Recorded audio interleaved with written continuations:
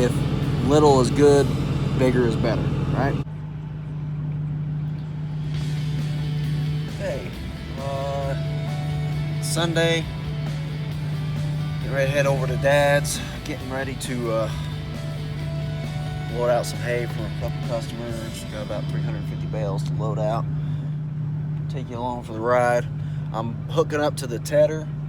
I don't have room in my barn for the tedder, so the barn I got the hay in, and once we get this out, I'll actually have the very back cleared out, and I can back this in there and it won't be in the way. Ever since last year, when we lost the PTO shafts off the baler, it was a completely different design, but I go ahead and take the whole PTO shaft off because it actually sticks out here, and it only clears the truck by about 4 inches. So if it falls off to the side, then it could potentially get into the bumper and everything. The stand's pretty well junk. You know, Corona is a very good product, but they still have their issues. Something as simple as the freaking stand for the PTO, and they couldn't get it right. It's not a big deal, but gosh, something so simple you'd think they'd be able to get. But guess not. If little is good, bigger is better, right? Not really always the case. All right, ready to roll. Okay, one thing you always want to do if you have a Corona is before you take off, you want to make sure this stand, you see it here, this stand right here is up in the air before you take off. I have forgotten it a few times.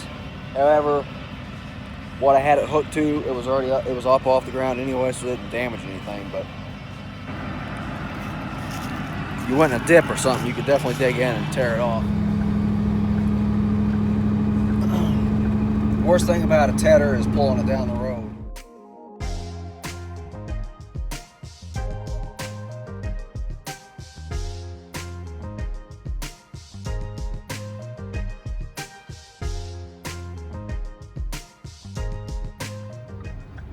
You know, the undercarriage part of it, the part that carries it, is really kind of light duty, even on a Corona. We have hauled it on a trailer a few times, but it's just so unhandy to get it loaded. You know, the tongue's short. If you don't have a loader tractor to push it up on there, you know, by the time you make the dip, you're digging into the trailer and everything. It's just very unhandy.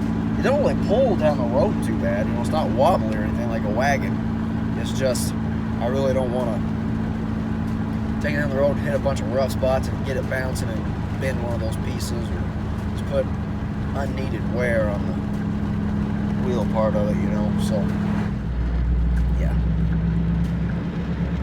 for the time being, this is what we got to do. So that's what we do. You got to do what you got to do. Try to take care of your equipment, keep it inside. Sometimes there's a trade-off.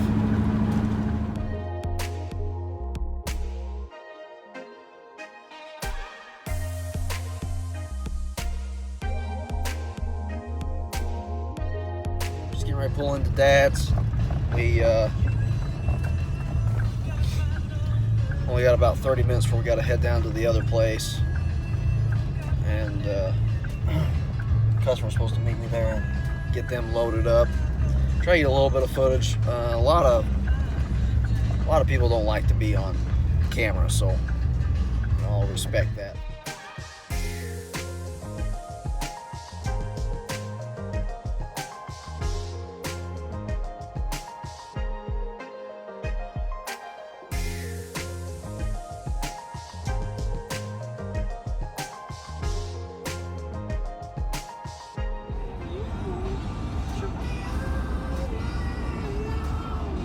Taking 365 bales.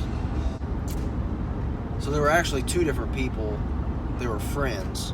One has bought hay for me, well, they started last year, but they buy quite a bit of hay. You know, they buy over 1,000 bales every year.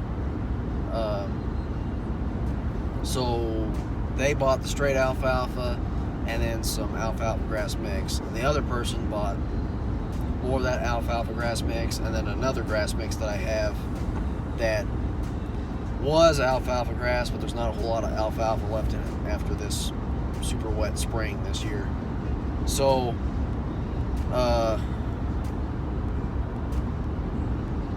the one person ended up taking 100 bales of each of the grass mixes, and then the customer that has been buying from me took 100 bales of alfalfa, straight alfalfa, and 50 bales of the other. And she actually took 65 of the other, which is why it came with me 365, because I had some extra in there.